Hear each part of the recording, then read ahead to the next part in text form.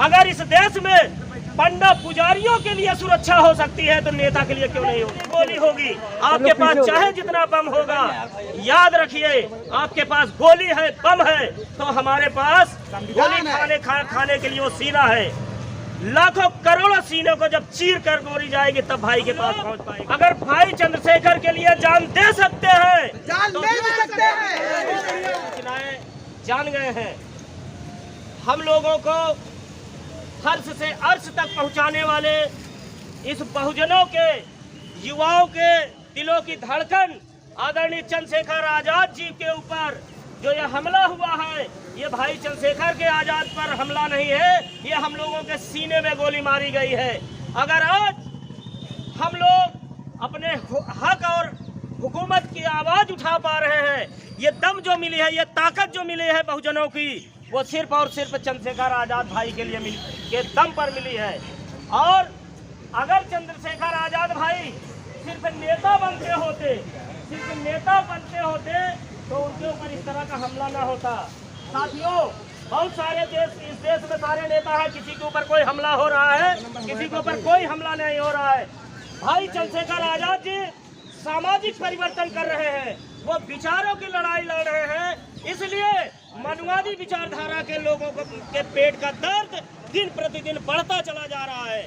हमें खुशी है कि ऐसे लोगों के पेट में दर्द और बढ़े, लेकिन अगर चंद्रशेखर आजाद भाई पे हमला हुआ, अगर ये जो हमला हो रहा है अगर नहीं रुका, सरकार इसको संज्ञान में नहीं लेती है, जेठ श्रेणी की सुरक्षा उन्हें नहीं देती है, तो सरकार को हम लोग 2024 में जवाब देने के लिए तैयार है। साथियों, हमारे साथियों, अगर चंद्रशेखर आजाद हैं तो हम हैं।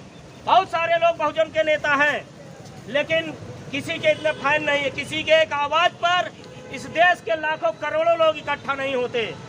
भाई के एक आदेश पर, भाई के एक आह्वान पर हम लोग इकट्ठा होते हैं और समाज की लड़ाई लड़ते हैं। हम लोग अगर भाई चंद्रशेखर के लिए जान दे सकते हैं, जान तो दे सकते हैं। अब ये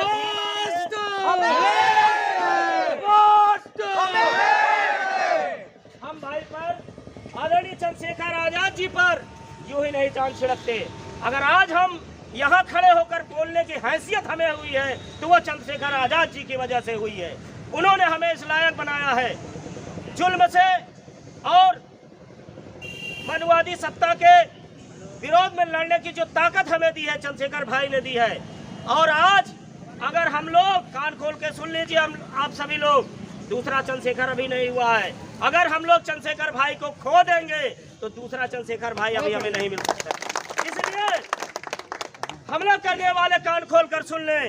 अगर इसके बाद हमला हुआ भाई पर तो 1000 लोगों पर हमला होकर तब उन तक पहुंचेगा। और आपके पास चाहे जितनी गोली होगी, आपके पास चाहे जितना बम होगा, याद रखिए आपके पास गोली है, बम है, तो हमारे पास गोली खाने के लिए वो सीना है। लाखों करोड़ों सीनों को जब चीर कर गोली जाएगी तब भाई के पास पहुंच पाएगी।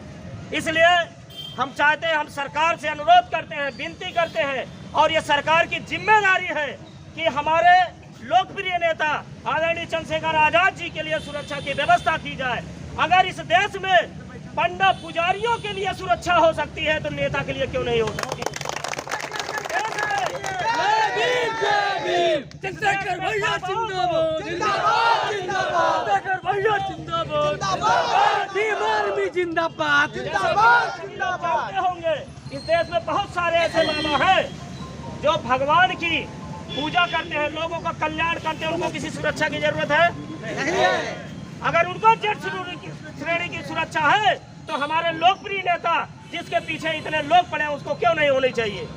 सुरक्षा होनी चाहिए कि नहीं होनी चाहिए? हम लोग, भीम आर्मी अब बच्चा नहीं रही है, भीम आर्मी अब बड़ी हो गई है। इस देश में भीम आर्मी अपने पैरों पर खड़ी हो गई है। हमारी पहली मांग, सबसे मजबूत मांग है कि हमारे नेता को सुरक्षा दिया जाए, और ये सरकार की जिम्मेदारी है कि भाई की सुरक्षा दिया जाए।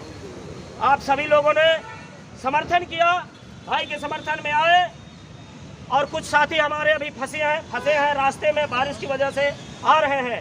अगर ये मांग हमारी पूरी नहीं होगी तो मैं मीडिया के लोगों आपके सामने कह रहा हूँ कि ये आंदोलन उग्र आंदोलन होगा। आप लोग तैयार रहें।